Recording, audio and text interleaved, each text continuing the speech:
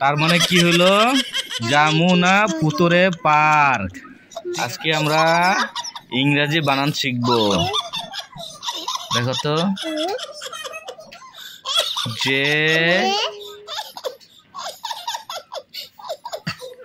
JAMUNA Jamuna.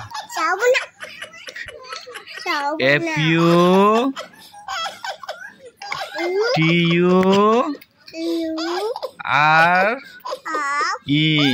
ফুতুরে।